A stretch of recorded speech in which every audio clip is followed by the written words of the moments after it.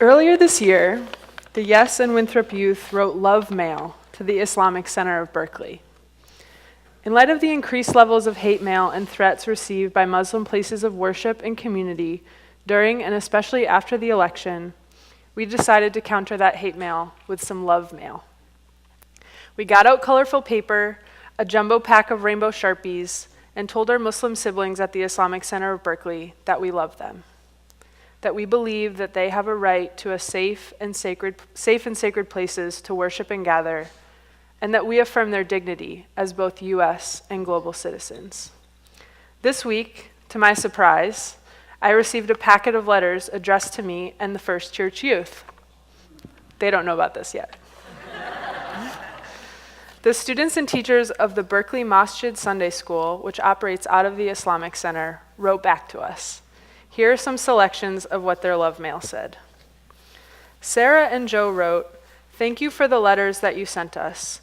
We appreciate all the support you gave us. All those letters you sent means a lot. We are so glad we have someone to stand up for us. Just so you know, if you guys need help, tell us." Another boy wrote, "Thank you for supporting us. Smiley face." I'm trying to find that one. Let's see. Where is it? Anyway, it's a pleasure to be part of a community with people like you who show love and kindness.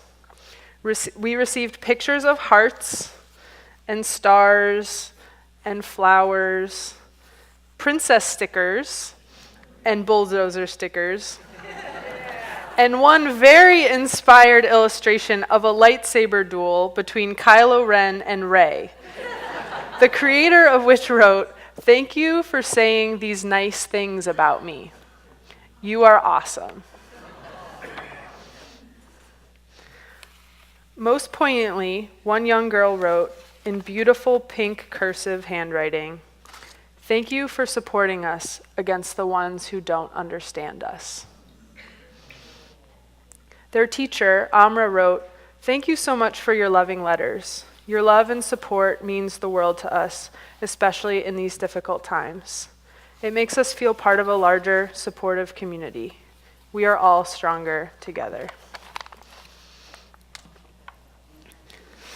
In these times, many of us have been feeling unsafe and threatened on multiple fronts. Some are feeling even less safe than others, including our Muslim siblings. The letters we received point to a yearning for something more than safe space. Since safe space often means only a place where you won't be harmed or hurt. Our friends at the Masjid School, in their letters, speak of much more than simply the absence of harm. They yearn to find places of deep rest and renewal, places where sacred healing and restoration can occur, where we are fully embraced for who we are, and where the fullness of our souls can thrive. They're looking for sanctuary. Our scripture today, Psalm 23, which Joey and Alex just beautifully performed, is about precisely that.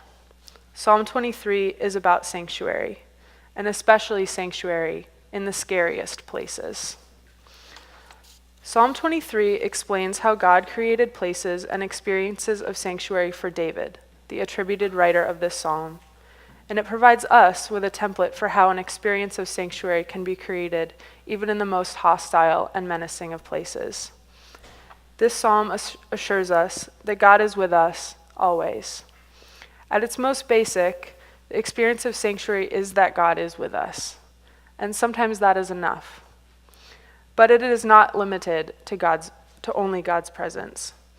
The psalm lays out for us the many ways that God creates sanctuary for David and for us. The psalm essentially has three parts. The first part is God as a shepherd, as Weiwei and Terry demonstrated.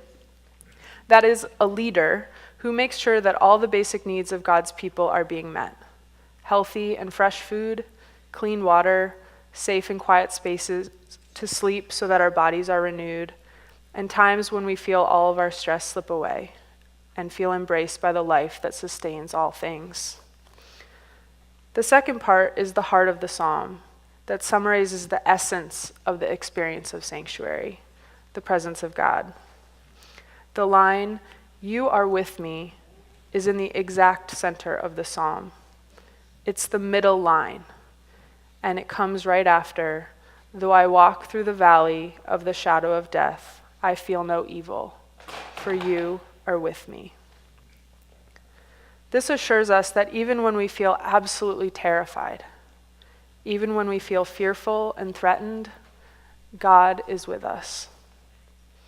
For many of us today, some of the most terrifying things are Islamophobia, racism, school bullies, the possibility that marriages will be legally erased, white supremacists, eviction notices and predatory landlords, ICE raids, the possibility that the Supreme Court may take away our rights to choose what we do with our own bodies. Even in the midst of these things, God is with each of you. God is present. And perhaps most importantly, when we are afraid, when we are scared to the point of not being able to think or feel or see God's presence, the psalm assures us that we can still trust that God is with us. And not only is God with us, but God actively cares, protects, and comforts us in that presence. In the third part of the psalm, God's presence, God's being with us, is described in terms of things that God provides us to help us overcome the times when we feel most scared. When people hate or discriminate against us, God provides us with tools for resilience, courage to stand up to the bully, strategies to disarm those who discriminate, and the wisdom to know that if people share a meal together, there is a possibility that transformation and mutual understanding can occur. Furthermore, God anoints us, which means that God blesses us.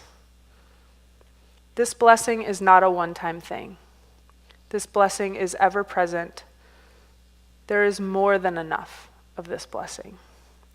With every inhale and exhale, you are blessed.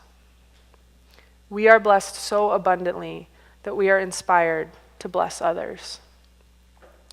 The psalm concludes on two powerful statements. First, that God being with us, God creating sanctuary, is not just a matter of God's leading us or giving us resources, but it is also about God not only following, but pursuing us with God's goodness and love.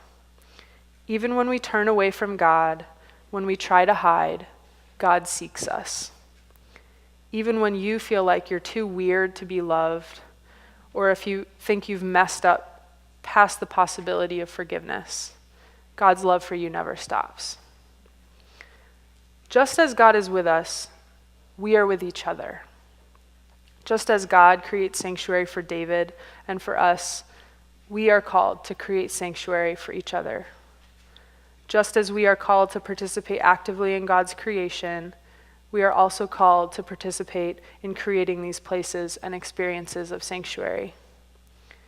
We are called to provide sanctuary in the form of food, clean water, and shelter for those whose basic needs are not being met. We are called to help people find places and have experiences of sanctuary that lead them to healing and deep rest.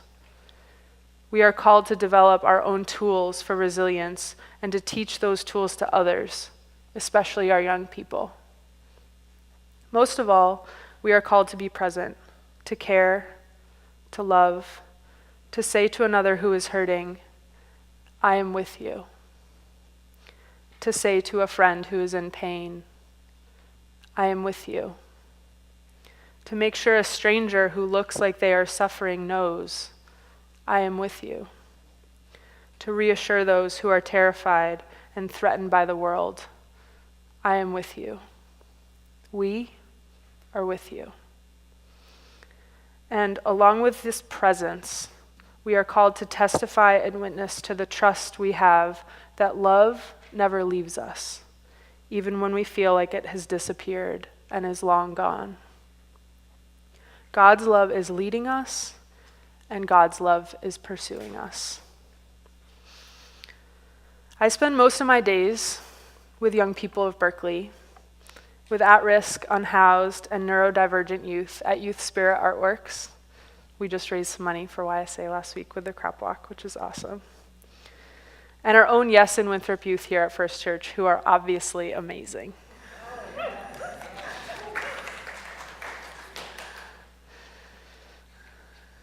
The youth at YSA and our amazing group of youth here at First Church have taught me so much.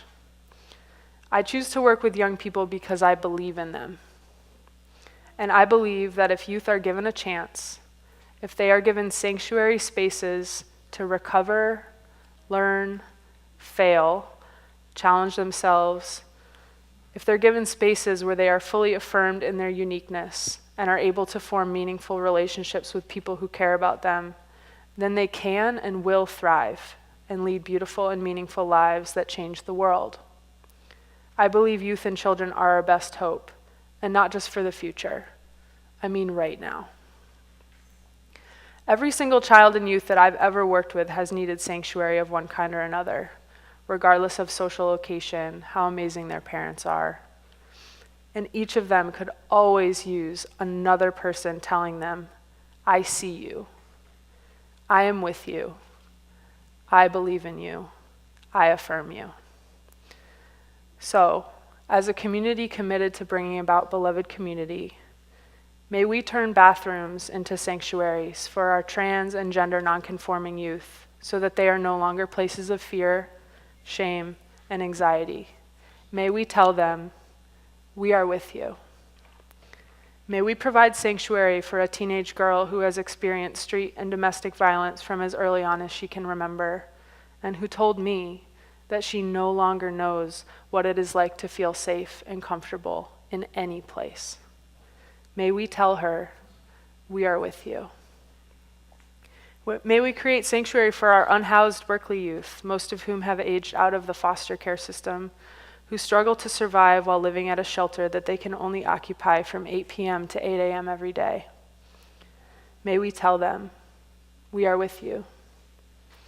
May we establish sanctuary for a young Black gay man who feels so suffocated and small in a home where his identity is not affirmed by his Baptist family that he thinks about ending his life. May he know we are with you. May we construct relationships of sanctuary between us and the children of our Muslim siblings at the Islamic Center and our Jewish siblings right here at Congregation Bethel. May they know that we will stand up against the ones who don't understand them. May they know we are with you.